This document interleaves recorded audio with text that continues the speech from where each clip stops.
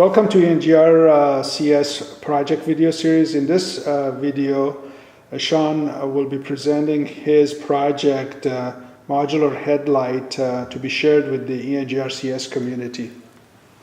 Okay, so the problem I was trying to basically remedy with my project was I ride a motorcycle, and one of the scariest things on a motorcycle to encounter is to basically, so when you ride a motorcycle, when you turn, the bike leans. You've probably seen it. Basically, you end up kind of like on a bicycle. You do lean as you corner. And as you lean at night, your headlight will stay parallel with basically your lean angle. So as the bar ends up leaning, basically your headlight will end up parallel with this. Okay.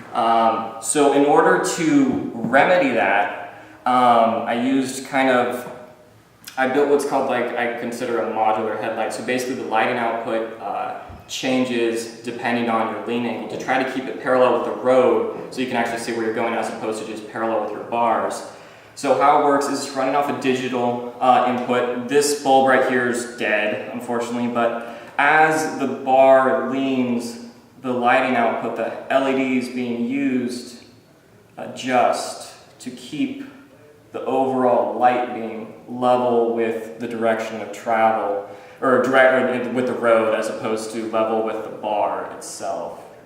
And then I also have a little demo right here. This is working off the gyro. So it's a 3-axis gyro, so I only needed 1 axis for my purposes, but so it's a pretty simple concept, but then there's a whole lot going on the back here. The main components I have is I have an Arduino Uno that's working, and that's doing running a lot of the code and everything. This is my gyro chip right here, and this is what is sending all the input for the lean angle to the Uno. The Uno is then kind of figuring out what it says, and then I also have my code to kind of, figure out what the inputs from the chip are telling it. And then I'm sending it to, these are some test LEDs right here. Let me see if I can get that better.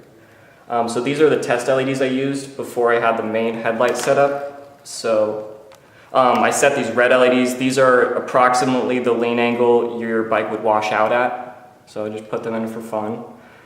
And then I have all these inputs going to some MOSFET chips over here, which then those are using as switches because the actual LED light source in here is being powered from an 11.1 volt lithium polymer battery.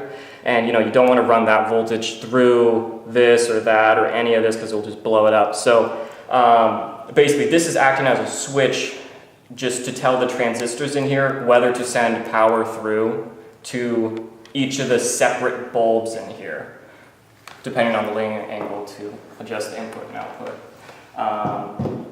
Probably the hardest part of the overall project was getting the code figured out. I'm an electrical engineering student, not a CS student, so luckily most of the code I was able to find online, which was, the bulk of it was to translate the packets of information coming from the gyro, so the Arduino actually knew what was going on. Otherwise it just sees a bunch of numbers, it has no clue what to do.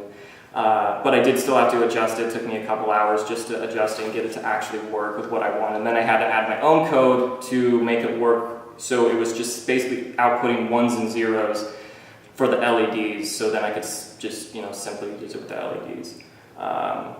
For future, probably the main thing I'd want to adjust is the lighting output itself. Unfortunately, I couldn't get the bulbs super bright.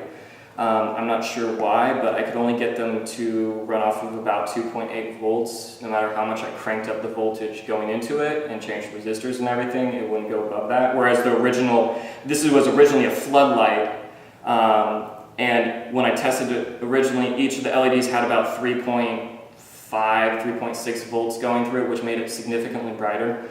So I don't know why I couldn't crank it up any more than 2.8, but it worked for the demonstration though. But that's probably the main thing I'd want to adjust. Also, if it was to be mounted on a motorcycle, you'd have to take into consideration vibration dampening and all that to keep it from just dying while you're going down the road if it vibrates wires loose or anything like that.